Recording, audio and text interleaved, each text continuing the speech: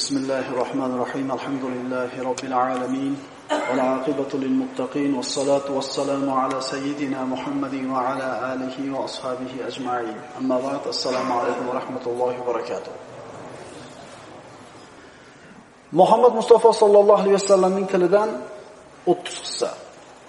Adolatli hukm. Bu hadis Imom Buxoriyning sahihlarida keltiriladi.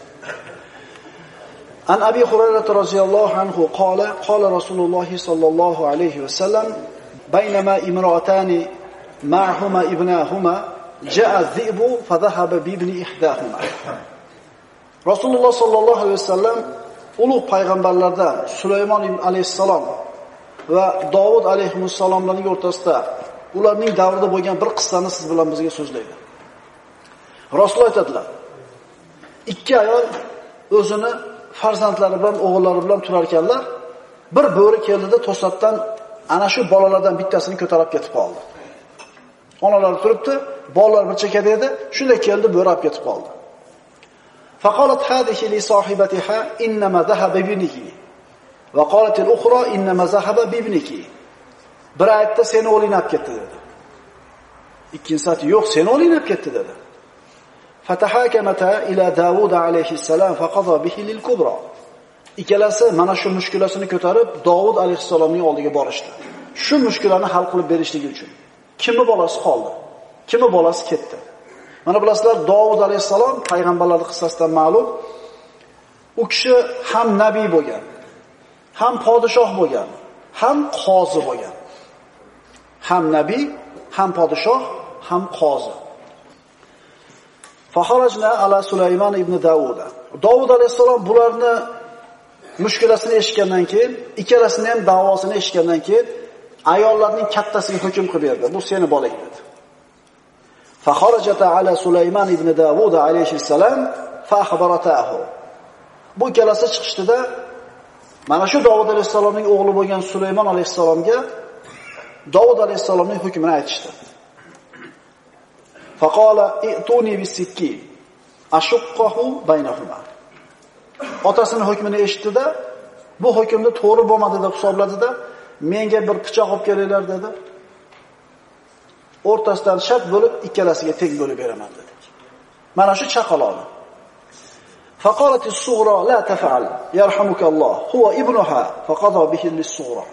Kichiga aytdi, yo'q, Alloh rahmat qilsin sizni. Kesmang dedi. Bo'lmang dedi, beravering. Mayli, o'shunga bo'lsin bola dedi. Mana shu qilgan hilasidan keyin Sulaymon alayhissalom bola ayolning kichkinasiniki ekanligini ma'lum bildi va kichkinasiga hukm qilib berdi. Adolatli hukm. Hadis nihoyasiga yetdi. Mana endi hadisdan olinadigan xulosalar. Husumatlashish, talashib tortishlik insonning tabiatida bor. Chunki mana shu sababli ayollar talashib tortishdi. Bu insonlarning o'rtasida talashib tortishlik bo'lishligi tabiiy hol. Doim odamlarda tiliga to'g'ri kelavermaydi. Faylosoflardan biri aytgan ekan: doim meni fikrimni qo'llaydigan do'stim, doim meni fikrimni to'g'ri aytding, to'g'ri qilding deydigan do'stim meni haqiqiy do'stim emas deydi. Bo'ladi-yu, to'g'ri qilsan. Boblabsan. Ertasi kuni bekor qilib borib kechirim so'rasa, unga ham to'g'ri qilsan deydi. Ya'ni bu sizni aynidagi, ko'zgudagi bir aksizki, nima desangiz to'g'ri qilsan deyveradi. Demak, haqiqiy do'st nima qiladi? Aybingizni betingizga aytadi. Payg'ambarimiz sollallohu alayhi vasallam aytganlaridek, al-mu'minu mir'atul mu'min. Mo'min mo'minni ko'zgusi. Har kim o'zini qilayotgan ishini to'g'ri deb bilaveradi. Ammo haqiqiy birodar bo'ladigan bo'lsa, achchiq bo'lsa ham, noto'g'ri bo'lsa ham, yoqmasa ham nima qiladi betingizga? Mana shu odam haqiqiy do'stingiz bo'ladi. Ikkinchidan, ikkala taraf kelisha olmay turgan paytda o'rtada hakam bo'lishligi, o'rtaga hakam chaqirilishligi shariatimiz buyurgan mahmud, maqtalgan ishlardan. Chunki boya aytganimizdek, ikkalasi ham meni bolam deb turibdi. Bir ikkinchisiga xo'p deb qo'ymayapti. Shunda o'rtada hakam bo'lishligi mumkin bo'lgan ishlardan. Uchinchidan, agar chiqarilgan hukm biron tarafga zulm qilganligi ma'lum bo'lib qolsa, hukm qilindi, keyin qarasa bir tomonga zulm bo'lib qopti. Shunda shu hukmni chiqargan qozi yoki shu ishning ustida turgan mas'ul odam hukmni qayta ko'rib chiqishligi mumkin. Chunki otasi Davud alayhisalom hukm qilganidan keyin o'g'li Sulaymon alayhisalom bu hukmni nima qilyapti? Qayta ko'rib chiqyapti. To'rtinchidan, bu qissadan yana shu narsa ma'lum bo'ladiki, anbiyolar ham, payg'ambarlar ham odam. Ular ham to'g'ri hukm chiqaradi ba'zida xato qiladi. Payg'ambarimiz sollallohu alayhi vasallam Madina Munavvaraga hijrat qilib kelganlaridan keyin Madina ahli so'rashdi. Mana Madina ahlining tirichligi xurmo bilan edi. Ular ana shu meva daraxti gullagan paytda bir sun'iy ravishda changlatishar edi. Payg'ambarimiz sollallohu alayhi vasallam kelganda biz shunaqa qilar edik, qilaylikmi, qilmaylikmi deyshti. Rasululloh aytdilar, Alloh taqdir qilgan bo'lsa bo'laveradi dedi. O'sha yili changlatishmadi o'zlari. Sun'iy ravishda. Shuni meva yaxshi bo'lmadi.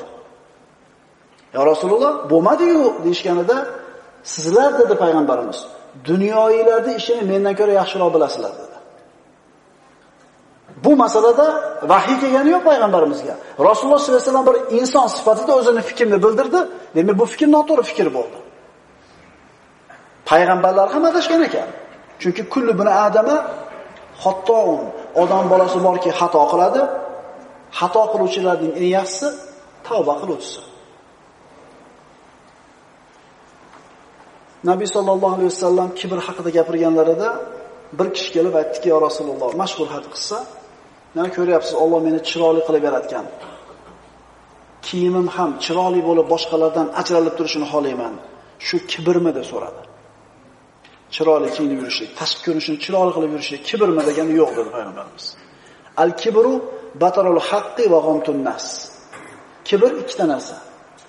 Haq so'z aytilganda ko'nmaslik. Qaysarlik qilishlik, haqqa ko'nmaslik va odamlarni mensimaslik. Mana shunday qalbida kibri bor odam jannatga kirmaydi degan payg'ambarimiz sollallohu alayhi vasallam. Agar siz chiqargan hukmingizda xato bo'lsa, kamchilik bo'lsa, kimdir yo'lida kelib turib nasihat qilsa, qabul qilishlik kerak. Illo bu kibrga olib boradi.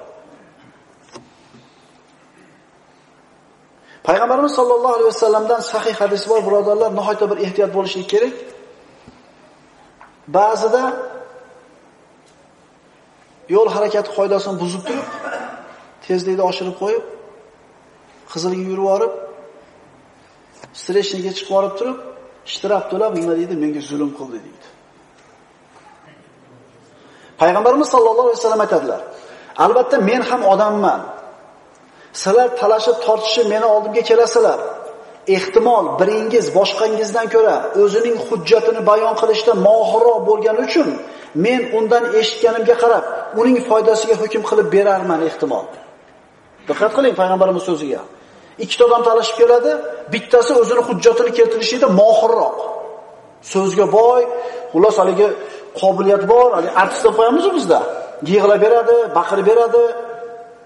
O'zini hujjatini qoyim qilishida mohirroq bo'lgani uchun uni gapi ma'qulga o'xshab ko'rinib, ehtimol bilmasdan noto'g'ri hukm qilib berarman unga.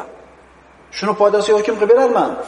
Endi men kimga birodarining haqidan bo'lgan narsani adashib unga hukm qilib bergan bo'lsam, bas uni olmasin. Chunki men unga olovdan bo'lgan narsani hukm qilib bergan bo'laman. Qachon berilgan pul pora bo'ladi? Qachon berilgan pul zulm bo'ladi? Farqiga borib olaylik, birodarlar. Nohaq ishni haq qilish uchun berilgan pul pora bo'ladi. O'zingizniki bo'lmagan narsani zulman, birovning narsasini o'zingniki qilib olishligi uchun nohaq ishni haq deb chiqarishlikka bergan pulingiz pora bo'ladi. Ammo o'zingizni haqqingizni oldirmaslik uchun, o'zingizdan zulmni nari qilishlik uchun, o'zingizdan bir musibatni ketkazishlik uchun berilgan pul pora bo'lmaydi. Bu nima bo'ladi bu? Zulm bo'ladi sizga. Tushuntira oladimmi? Chunki pora hozir aytganimizdek, nohaq narsani haq qilishlik uchun o'zi xohlab olib borib beradi, yaxshi ko'rib. Endi zulm ko'rayotgan odam zulmni daf qilishlik uchun yoki o'zini haqqini birovga oldirib olmaslik uchun majbur berayotgan puli pora emas. Yo'l harakat qoidasini buzib turib berilgan pul nima ekan unda? Bormi? Bor.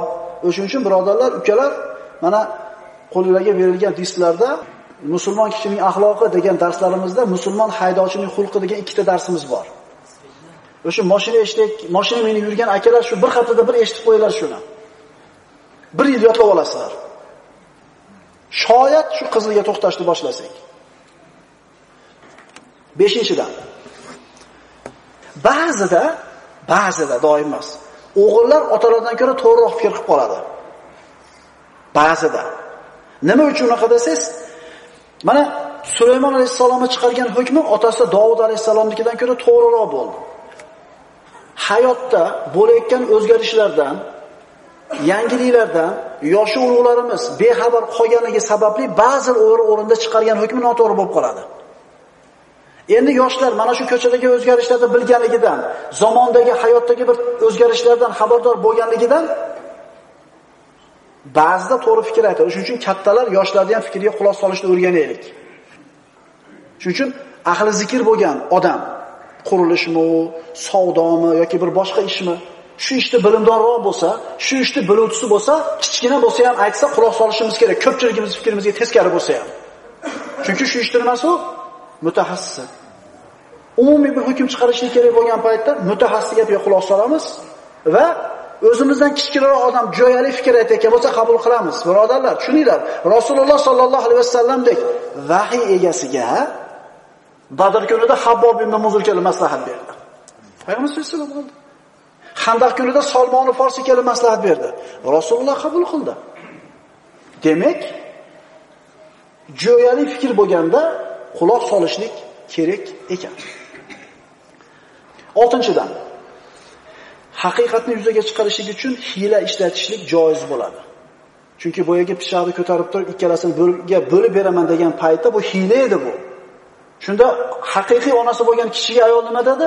Yo, mayli, beraver dedi. Kattasi nima turaverdi? Ikkasi o'rsin, men bo'laman. Mana shu qilgan hiylasidan haqiqiy onasi kishiga ayol ekanligi ma'lum bo'ldi. 7-dan. Odamlar bir-biriga shafqatli bo'ladi. Lekin hech qaysi odamning shafqati, mehri onani o'zini bolasiga bo'lgan shafqati shariy bo'lmaydi. Onasi tiriklar, eshitib qo'yinglar ukalar. Ba'zida onalarimiz, otalarimiz aytgan gapi bizga malol kelib ketadi. Yo'qmaydi. Nazaringizda siz o'zingiz uchun nima yaxshi, nima yomon ekanligini yaxshi biladiganga o'xshab ko'rinasiz. Dunyodagi bitta do'st bo'lsa odamlardan, biling o'sha onangiz. Faqat ana shu do'st ketgandan keyin qadriga yetilinadi bu narsa. U do'st turgan paytda xuddi ketmaydigandaqa turibdi, yoningizda haqi ketadi. Hali ko'nglingiz xotirjam bo'ladi. Onani qadrini, onani mehrini, onani yo'qotganlar biladi. Nima demadinglar? Shuning uchun tirik ekan birodarlar, bor ekan ikkalasi yoki bittasi duosini olaylik. Nabiy sollallohu alayhi vasallam 3 marta amin, amin, amin dedilar. Bir sababini aytganda, birinchisida sizni ismingiz zikr qilingan bo'lsa, salovat aytmagan odamni bu nerga chiqarsin, xor bo'lsin. Amin deng dedi. Amin dedim dedi Nabiy sollallohu alayhi vasallam. Ramazon oyi kelsa, gunohlardan tozalanib, poklanib chiqib ketmagan odam xor bo'lsin. Amin deng dedi Jibril. Men amin dedim dedi Nabiy sollallohu alayhi vasallam. Uchinchisi, ota-onasining ikkalasi yoki bittasi tirik bo'lib, shularning roziligini olib, o'ziga jannatda vojib qilmagan odam xor bo'lsin. Burni yerga chiqarsin. Amin deng dedi Jibril. Men amin dedim dedi Nabiy sollallohu alayhi vasallam. Alloh subhanahu va taolo Ramazon chiqishida gunohlardan poklanib, ota-onalarning roziligini olib, jannatda o'ziga vojib qilgan bandalar qatoriga qo'shgan bo'lsin.